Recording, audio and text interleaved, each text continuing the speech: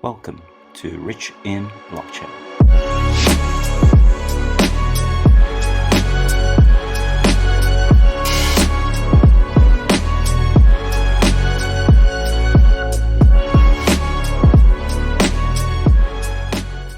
Alright, today is the 9th of September 2022 and we are going to be doing a recap on BTC and the rest of the altcoins.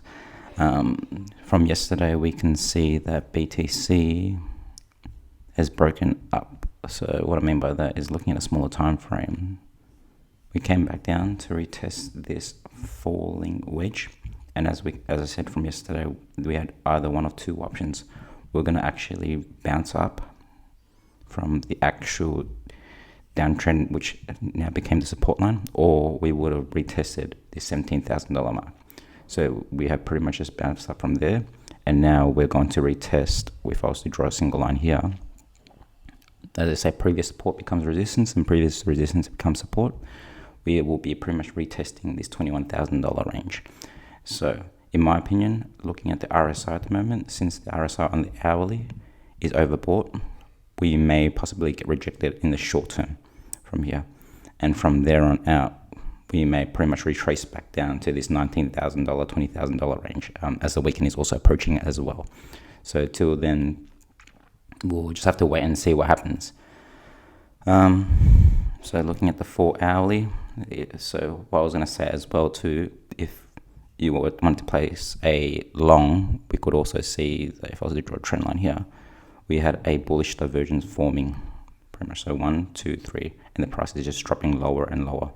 So on the 4 hourly and pretty much the 8 hourly, it was showing that we're going to have a reversal as well.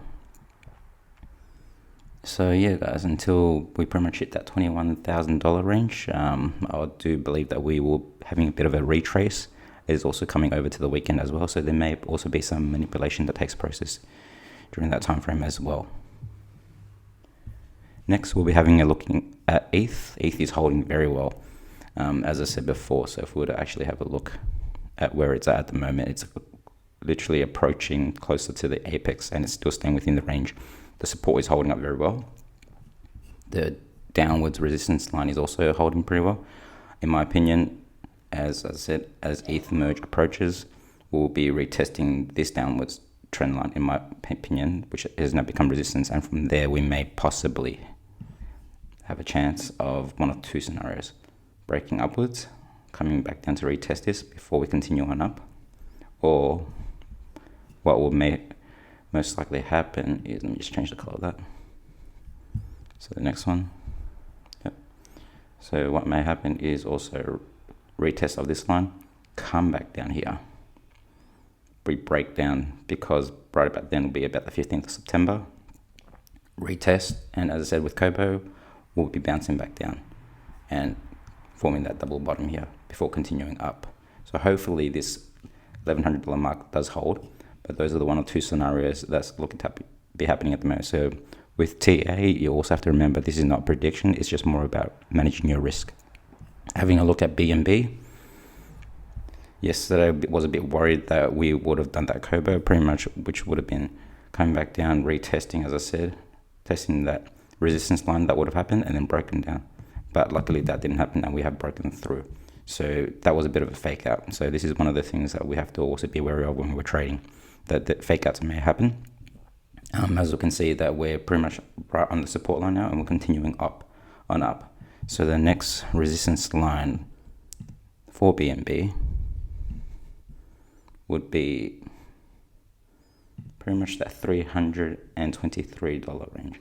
So if we do touch that, we can pretty much say that's also an ascending triangle as well. With an ascending triangle, the target zone for those from that bottom there to the tops there. And what we'll do is, if there is a breakout, we'll be pretty much targeting from this point here to that point there, the next resistance line, which if we were to go back, we can see here that it's that $448 mark. So if that happens, that's what's likely to happen for BNB. And if we zoom back, we can also see that that mark there is also your 0.382 Fibonacci retracement mark, which works out perfectly well. Having a look at ADA, Nothing has really changed too much on this chart. It's just trading sideways, so we won't look too much into this one at the moment. It's still rounding, and as I said, until there's a further move, there's hardly anything we can do about ADA. Looking at XRP is still the same. It's approaching closer to the apex. Like the rest of the alts, it's pretty much following what BTC is doing. Looking at Solana, still the same as well, although as I said, we have broken out of this downwards trend. We're still trading sideways, so no real action happening there at the moment.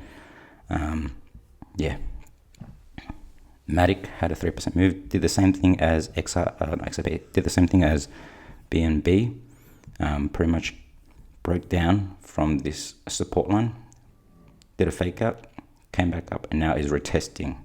So I could kind of say retest because it may come back down and retest this support line, and from there on out I reckon we'll be still trading sideways. One keynote to look for would be if it were to draw a horizontal line. This would be the next resistance zone for Matic, which is about that $1.04 range. If it does that, as I said, it'll be something similar to what BNB has done, which would be, if I was to draw that point there, from that point there to that point there, that ascending triangle. So with an ascending triangle, same as before, draw that bottom. And if it was to break up from there, the next target zone would be 1.72, which if we were to go back out and zoom out, we can see here that this is a resistance point because, as I said, what was once resistance becomes support and support becomes resistance. Next, having a look at Chainlink.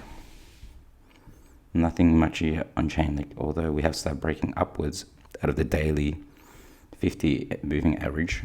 We're still trading sideways. So until we have a bigger price action, there's nothing much done on that. Having a look at VeChain, very much the same thing as well. So it's still trading sideways. Bit of a boring market at the moment, especially for the alts. Having a look at HAPI. HAPI is one of those ones that I've been following very closely, in my opinion. As I said, I reckon it's bottom. So if we were to have a look at the daily, you can clearly see that it's really rounded to the bottom. It's one of those projects that is based on cybersecurity, tracking stolen funds. Currently working with chain analysis, so it's one of those projects to keep your eye on. But having a look at it on the hourly for a perfect buy, and we can currently see that it's testing its resistance at the moment. So this resistance line we have drawn because there's been a lot of price action that has been happening along the way. So many touch points. So once we actually start breaking this and moving on up, which hopefully we'll be doing over the coming hours, next resistance point for HAPI would be $9 range.